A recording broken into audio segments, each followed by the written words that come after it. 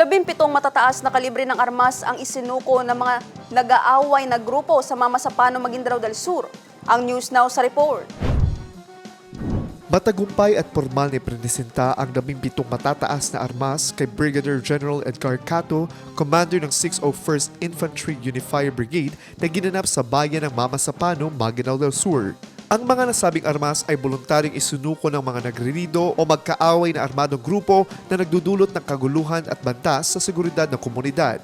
Sa pamamagitan ng kanilang pagsuko, inaasahang mababawasan ang mga insidente ng karahasan at mapapalakas ang kapayapaan sa lugar. Ang matagumpay na pagsuko at pagpresenta ng mga kagamitang pandigma ay pinangunahan ni Lieutenant Colonel Edgardo Batinay, Commanding Officer ng 34th Infantry Battalion, at Lieutenant Colonel Erwin Filonco, Commanding Officer ng 38th Infantry Battalion sa pakikipagtulungan ni Akman Butch Ampatuan Jr., alkalde ng Mamasapano at mga opisyal ng barangay. Nakiisa rin sa nasabing aktibidad ang mga kinatawan mula sa Municipal Local Government Operations Office or MLGOO at Philippine National Police.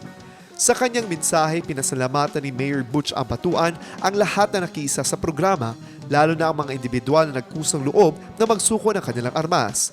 Binigyang diin niya na ang ganitong hakbang ay mahalaga sa pagpapatibay ng kapayapaan at kaunlaran sa Mamasapano. Anya, ang kapayapaan ay nagsisimula sa ating sama-samang desisyon na naiwan ang karahasan at yakapin ang pagkakaisa. Samantala, pinuri ni Brigadier General Edgar Cato ang matagumpay na koordinasyon ng militar, lokal na pamahalaan ng Mamasapano at mga barangay opisyal na naging daan upang maisakatuparan ang voluntaryong pagsusuko ng mga armas. Ayon sa kanya, ang naturang hakbang ay isang mahalagang ambag sa pagpapalakas ng seguridad at katatagan ng kapayapaan sa lugar. Hinikayat din niya ang iba pang grupo na sundan ang ganitong inisyatiba para sa kapakanan ng buong komunidad.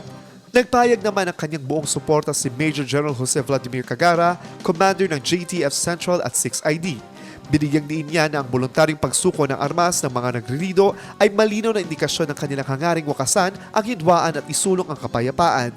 Ayon sa kanya, ang ganitong uri ng pagkakaisa at pagtitiwala sa pagitan ng mga mamamayan at pamahalaan ay susi upang tuluyang matapos ang karahasan at mapanatili ang kaayusan sa ating mga komunidad. Marcus Uy, iMinds Philippines.